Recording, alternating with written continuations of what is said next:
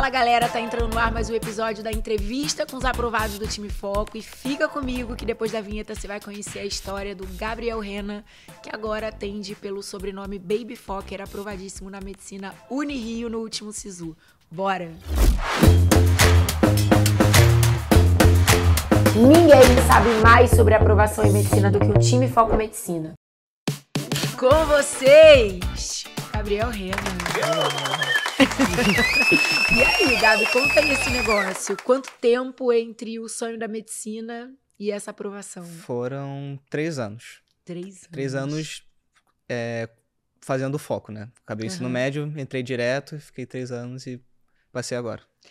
Quem foi aquele Gabriel no início desse processo, assim, quando você chega, acabou a escola e você ainda pegou uma parte do ensino médio, pandemia, todo esse rolê, aí você chegou, caiu de paraquedas lá, caloríssimo de vestibular.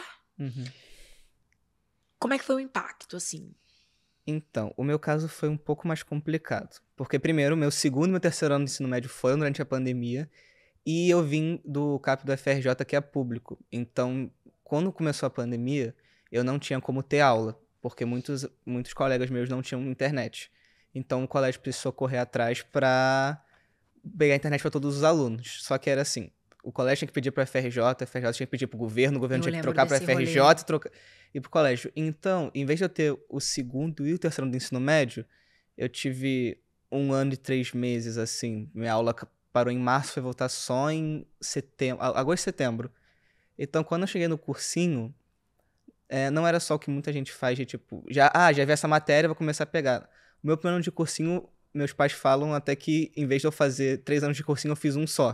O meu primeiro e o segundo ano foram meu segundo e terceiro ano do ensino médio. E eu concordo. Que foi, de fato, para aprender a pegar a matéria, ter o primeiro contato com ela, para depois, de fato, começar a aprofundar mais e poder pegar o conhecimento. Tinha uma parte enorme do conteúdo que você realmente viu a primeira vez ali no foco, né? Sim.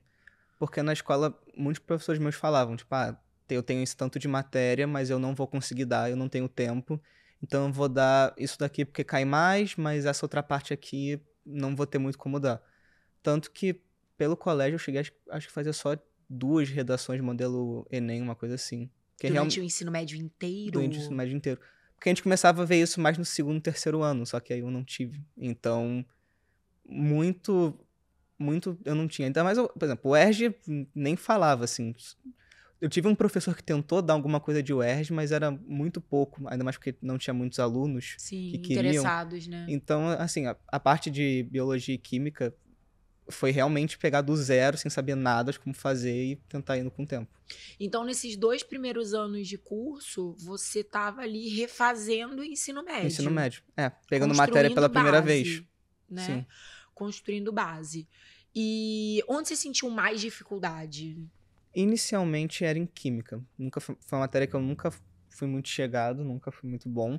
Só que, como eu tinha mais dificuldade nela, durante muito tempo eu só peguei ela pra ver. Então eu fui melhorando mais e aí comecei a ficar com mais dificuldade, talvez, e um pouco de biologia, mas mais pela questão do conteúdo do que de dificuldade, porque eu sempre gostei. Mas era algo tipo... De ter muito nome pra gravar, muito nome conceito, pra gravar. né?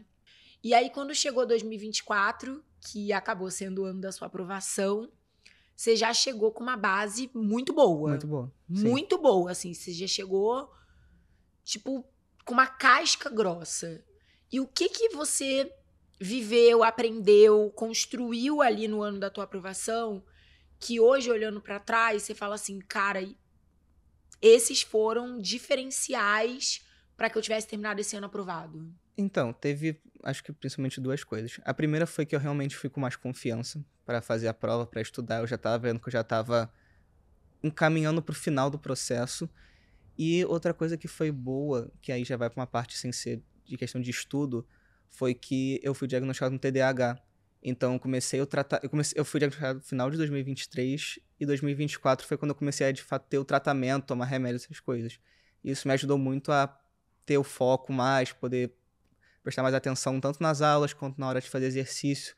Porque eu já estava numa etapa que eu estava errando muito coisas mais fáceis, porque eu lia rápido e pulava uma coisa,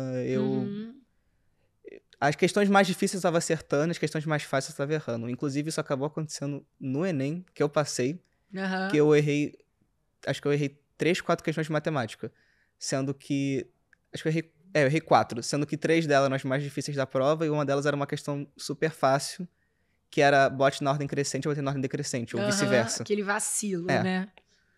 Então, ter chegado a esse diagnóstico ali naquela ocasião acabou trazendo para você um suprimento, Sim.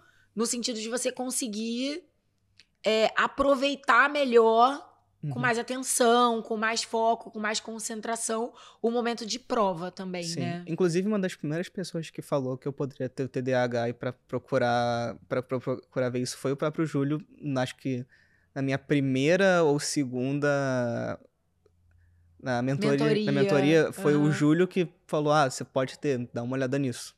Porque ele tem, né? Então vocês Mateus, se reconhecem. Eu comecei a falar da minha situação, ele falou, eu tenho tudo isso daí, pode ser TDAH. Eu fui atrás, falei com a minha psicóloga e realmente era.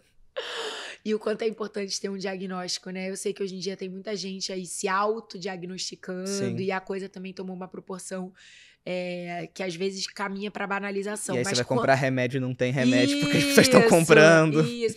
Mas quando é um diagnóstico feito de uma maneira séria e, cara, o benefício é muito grande. É outra coisa, tanto que nos meus primeiros anos de foco, tinha aula que eu tava quase dormindo. Assim, eu tinha dormido bem, eu gostava da aula, o professor era gostava, mas a cabeça ia. Né? Quando eu comecei a tomar, assim, parecia outra coisa. O tempo passava muito devagar, uma coisa assim, uma aula de 2 horas pareciam que eram 4, 5. Quando eu comecei a tomar, eu falei, nossa, tá realmente muito diferente. E até pra prova, por causa do TDAH, eu ganhei o tempo extra, e só de ter esse tempo extra, eu já fui pra prova mais calmo. Tanto que no primeiro dia do Enem, eu terminei no tempo normal, e na UERJ, na qualificatória da UERJ, eu terminei, assim, 2 horas mais cedo do tempo normal, e não precisei nem dar meia hora extra. Sim, total. Como é que era a tua rotina de estudos nesse ano da tua aprovação? Então, como eu tenho TDAH, eu sabia que eu tinha alguns problemas. Entre eles eu não consigo me concentrar direito em casa. Tanto que os 3 anos de foco que eu fiz foi no semipresencial, porque eu sabia que eu precisava estar no local. Tanto que terça e sexta eu ia pro foco para ver as aulas lá. Do telepresencial. Do telepresencial. Né? Então era algo que assim, eu acordava, eu ia pro foco e eu ficava lá até 4, 5 horas. Às vezes eu passava um pouco mais, 6. E aí voltava para casa e parava de estudar. Sim. Eu praticamente mudei, porque eu sempre, embora estudar muito seja importante, o descanso também é importante. Foi algo que...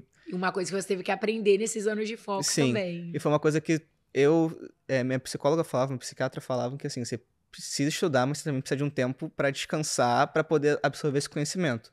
Então o que eu fiz foi, nesses 3 anos eu praticamente vivi em 2 lugares, na minha casa e no foco. Eu botei o foco como local de estudo e a minha casa como local de descanso. E aí eu fui fazendo isso. Ter esse switch, né? Tipo... Porque aí eu conseguia bem separar. Tipo, eu ficava tipo, eu tô no foco, então eu preciso me concentrar no estudo. Não vamos fazer outra coisa, me distrair, vamos ficar aqui. E em casa tô em casa, preciso descansar pra poder render mais na questão do estudo. Tanto que a cada ano que eu fazia no foco, eu estudava menos, mas rendia mais. Em quantidade você podia estudar menos, mas em qualidade aumentou. Você rendia cada vez mais. Explica uma coisa que eu acho muito legal e que você aprendeu muito bem ao longo desse teu tempo de vestibular. E que eu sei que é uma falha que muita gente ainda comete, que é não corrigir da forma certa os erros cometidos, principalmente em simulado. Como que você era em relação a isso? No começo, eu ficava meio assim, eu esperava sair o resultado, eu não gostava de corrigir assim que acabava. Eu ficava tipo, não, vou esperar sair a nota, depois eu olho. Só que começou a acumular, aí eu falei, não, eu preciso realmente olhar. Dar uma prioridade. E aí eu comecei a corrigir assim que o simulado saía e fazer as questões que eu tinha errado e ver o que eu tava errando. Porque eu errava. Tinha coisas que eu errava porque eu falei, TDAH, falta de atenção, eu lia rápido uma coisa, ainda mais quando, por exemplo, era os parciais de matemática, 2 horas para fazer 45 questões. Era algo que era, principalmente no começo, primeiro, impossível. Então, assim, o que aqui eu não consegui fazer porque eu não tive tempo? Ok. E só que eu errei. Tá, eu errei porque eu não sabia, ou eu errei porque eu li uma palavra errada, fiz uma conta errada. E aí foi muito de, tipo, tenho que focar nisso. A própria química. Eu não gostava de química. Nunca foi uma matéria que eu gostei. Mas eu falei, cara, tá, eu não gosto. Mas é importante, a nota é muito alta, eu preciso aprender. E aí no Exatamente. final acabava que, assim, eu sempre gostei muito mais de biologia do que de química. Só que nos simulados discursivos da UERJ, por exemplo, a minha nota de química era infinitamente maior do que a de biologia. Às vezes eu quase gabaritava a química, porque Engraçado era isso. um, tá, eu não gosto, mas eu preciso saber, é importante, então vamos Lógico, nessa. lógico. E isso acabou revelando em você também uma face muito corajosa, que é o enfrentamento. Sim. Tipo, não adianta eu ficar aqui só querendo estudar o que eu gosto ou o que me dá prazer, porque o que não tá me fazendo passar é justamente Exato. o que eu não gosto, o que eu não sou bom Exato, ainda. porque no começo era assim, o simulado de naturezas de naturezas. Biologia, mesmo eu ainda tendo problemas, fazia 10, 11. Tinha aquela boa vontade. Física, tá, eu não sabia muito fórmula, mas as questões de, tipo, mais conceito, mesmo quando eu não sabia muito, eu conseguia fazer. Aí química, eu acertava 3, 4, porque eu chutei as 3, 4 certas. Aí eu falei, cara, não dá pra ficar assim. Eu gosto? Não, mas eu tenho que fazer. Exatamente.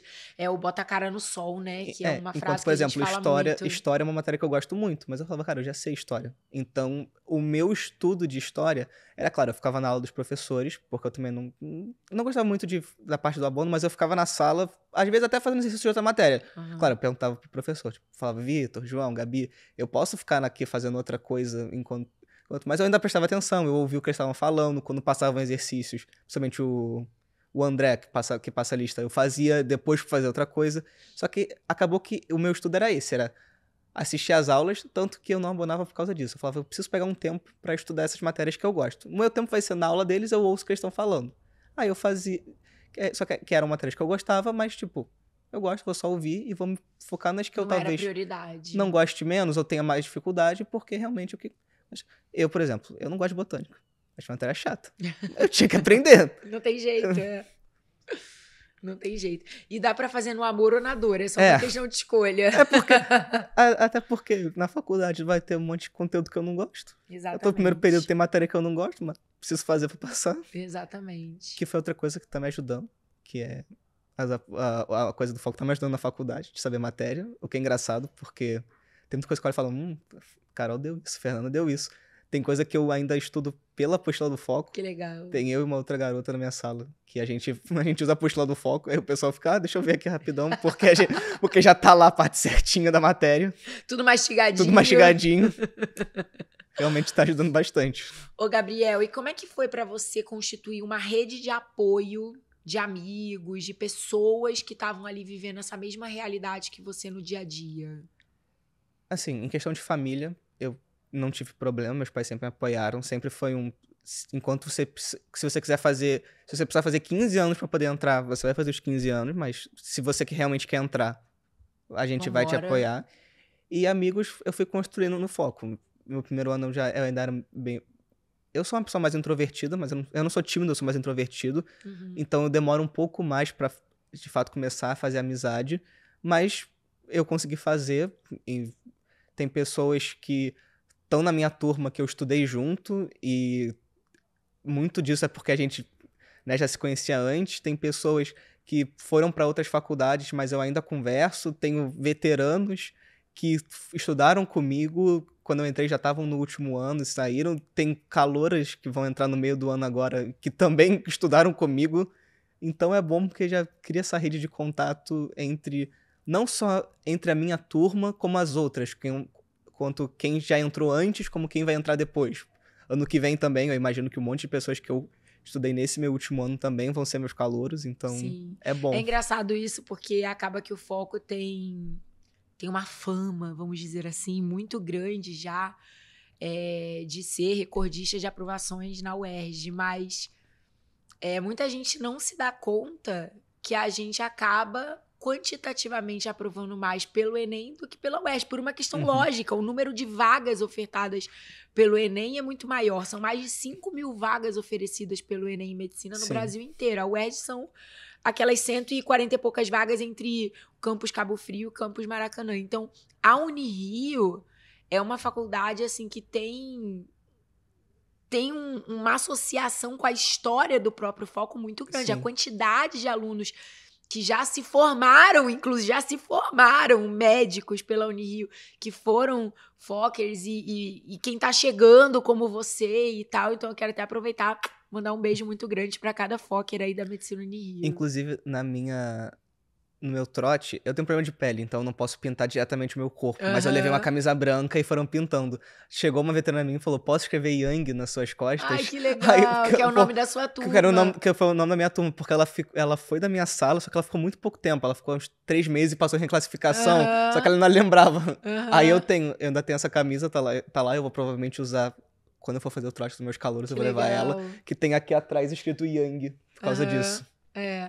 E isso é muito legal, né, cara? Porque a gente acaba vivendo um ano, ou alguns anos, dependendo como foi teu caso, que são muito intensos, mas não só a intensidade naquele sentido do senso comum quando se pensa no vestibular, que é o intenso de exausto, de cansaço. Isso continua depois da faculdade, você entra na faculdade, mesma coisa. Isso é a vida. Eu cheguei na faculdade e falei, já acostumei.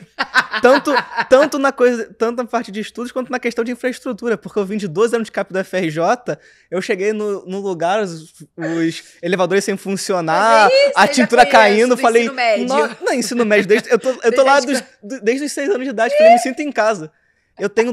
Eu falo, o pessoal que passou no FRJ, eu tenho mais tempo que eles vão fazer 6 anos de medicina. Eu fiz 12 anos de fundamental e médio. É verdade. Eu falei, costume. Nada te espanta. Eu falo, pô, você até bem.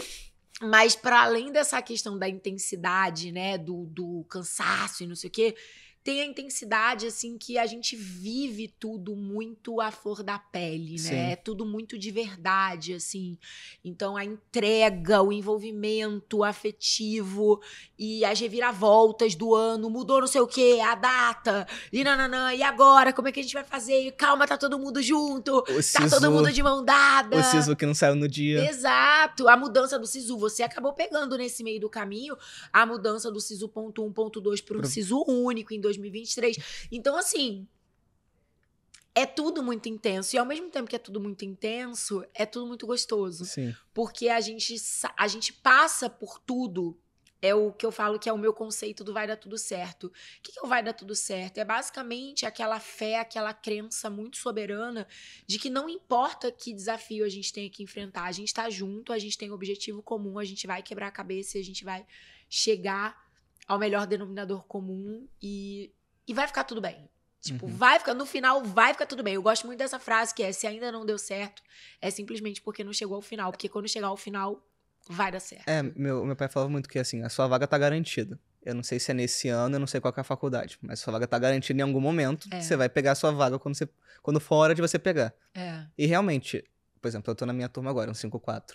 E assim, eu não me vejo em outra turma. As pessoas que estão no meu convívio são pessoas que, assim, era pra eu estar nela, não era pra eu estar nem na 153, não, nem 152, nem na 155, era pra eu estar naquela turma. Sim, total. E eu também acredito muito nisso. O que é nosso é muito fortemente nosso, e eu imagino que você né? perguntar pra qualquer pessoa. Sim, total. Talvez ela ainda não tenha descoberto isso ainda. Talvez ela tenha que ficar mais um tempo, mas uma hora você vai perceber que era realmente... Eu precisava estar nessa turma, eu precisava ter passado nesse SISU, nesse começo ao meio do ano. Total. É aquela coisa que, às vezes, a gente sofre por alguma coisa que frustra a nossa expectativa, simplesmente porque a gente não entende que a diferença do que deu certo e o que deu errado, muitas vezes é a perspectiva do ponto que a gente está olhando para a vida, porque a vida só é o que é. Né? Tem uma história que uma vez eu ouvi há muitos anos atrás, que era a história do homem e do cavalo. Não sei se você já ouviu essa história. Que um homem uma vez ganhou um cavalo muito bonito, um cavalo de raça, um cavalo maravilhoso. Ele ganhou. E aí o vizinho chegou pra ele e falou assim, nossa, que sorte a sua, quem me dera estar no seu lugar e eu que tivesse ganho esse cavalo. Caraca, cavalo maravilhoso, né? Você se deu muito bem na vida. E aí ele responde pro vizinho, é um ponto de vista, pode ser que sim, pode ser que não, só é. E aí o vizinho, nossa, né, que...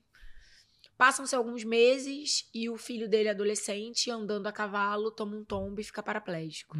E aí vem esse mesmo vizinho e fala: meu Deus, que tragédia. Nossa, que coisa horrível aconteceu, né, com a sua vida, com a vida da sua família, do seu filho.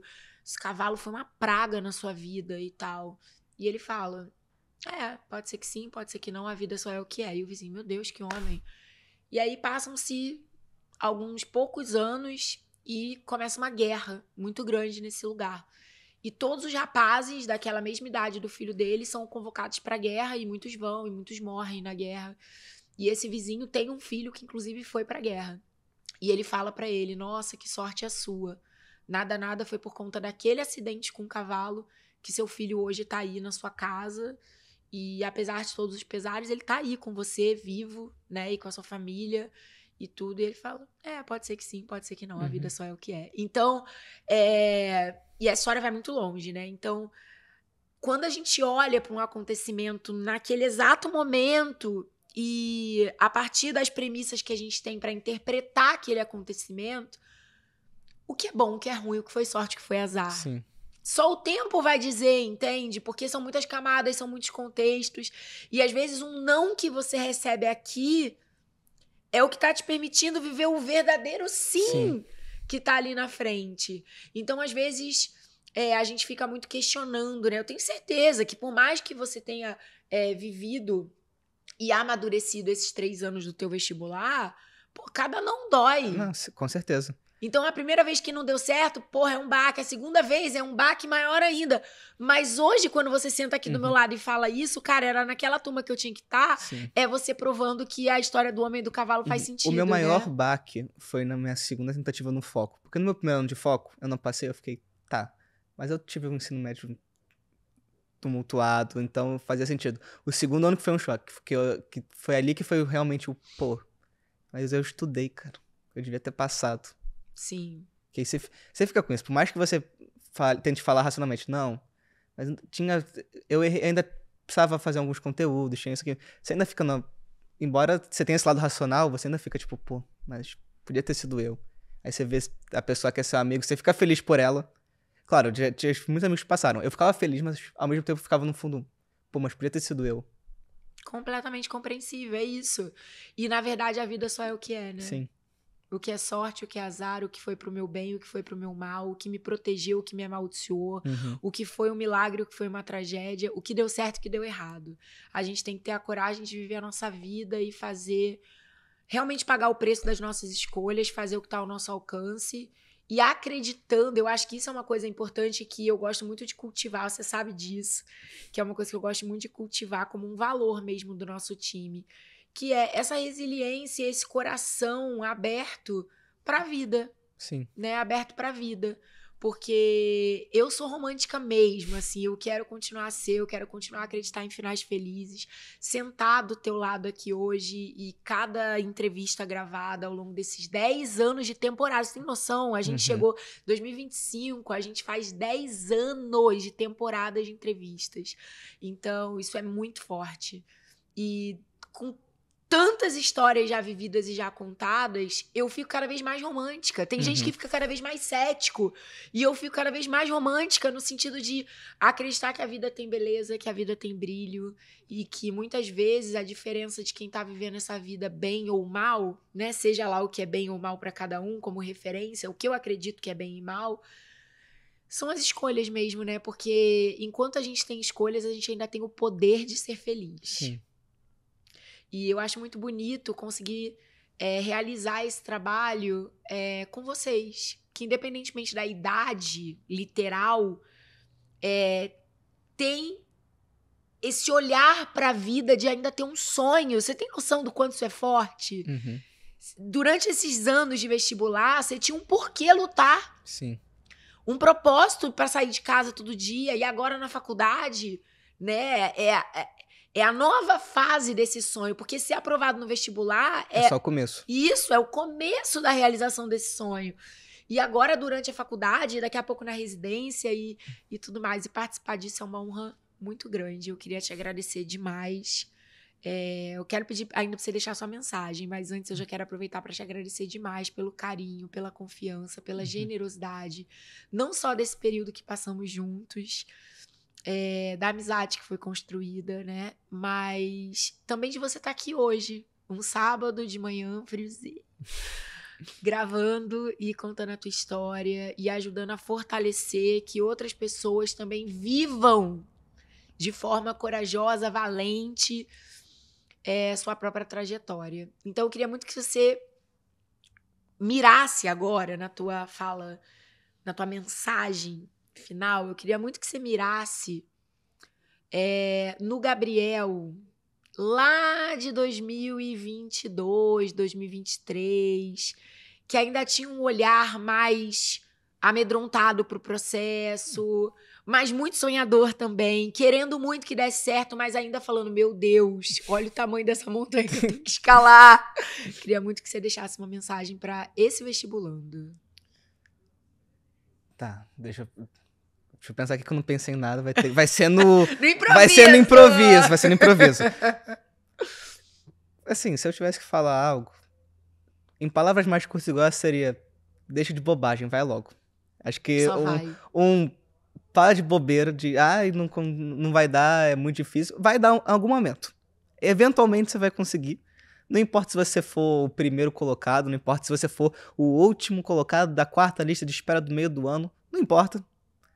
Mas é difícil, vai ter momentos, acho que todo mundo tem momentos que pensa em desistir, que acha que não vai dar certo, é normal, mas é saber que eventualmente você vai estar lá. Mesmo quando você tá no período mais baixo, porque você sempre tem, depois você recebe um não, depois você não passa, você afunda, você fala, não vai dar certo, não vou conseguir, aí volta às aulas, você fica 2 meses sem estudar porque você tá depressivo, porque você não consegue, eu tive isso, acho que todo mundo tem isso, mas é uma fase, depois você vai conseguir se levantar e eventualmente vai estar seu nome. Quando for pra ser, vai ser, e aí eventualmente você vai perceber que você tinha que ter passado ali. Não antes, não depois, não em outra faculdade, porque não foi o meu caso, eu tava aberto pra qualquer um, mas tem gente que é tipo, eu quero ir só pra X, quero ir só pra Y. Sim. Às vezes você não passa, você vai pra outra, mas você vê que realmente você tava nessa outra, era essa que você precisava ir. Então eu acho que tem que ir. Uma hora vai dar tudo certo. Eventualmente vai chegar vai ser o que tinha que ser. Exatamente. Concordo muito. Obrigada mais uma vez, viu? Eu que agradeço. E parabéns. Agora você é um calouro real oficial. Já tá quase virando um veterano. Quase. Daqui quase virando um mês e meio, 2 meses. De medicina. De uma federal do Rio de Janeiro. Falar isso de boca cheia, né? Bastante. Galera, eu espero muito que vocês tenham gostado de conhecer a história do Gabriel também. Quem quiser deixar alguma dúvida, alguma pergunta, inclusive sobre a medicina Unirio, larga a mão aqui nos comentários que eu tenho certeza que ele vai ficar muito feliz de responder a vocês. E calma que a temporada não acaba hoje. Semana que vem tem nova entrevista, tem muitas entrevistas pela frente. Vou trazer vários amigos de turma do Gabriel ainda por aqui. Já vai passando um pente fino lá na turma pra ver quem ainda não gravou, que quer gravar. Manda me mandar mensagem. E venham pra Unirio. Eu quero calouros novos. Tô precisando. Ser calor é muito ruim, você não tem moral nenhuma. Eu tô precisando de mais calor pra eu parar de ter pra eu ter alguma moral. Então, o convite tá feito. Se era por falta de convite que você não tava estudando, o convite tá feito. Como disse Gabriel, para de bobeira e vai correr atrás do teu, que ninguém vai fazer tua parte. Obrigada, Gabi. Vamos jogar um beijo e um tchau. Galera, beijo! Falou. Tchau!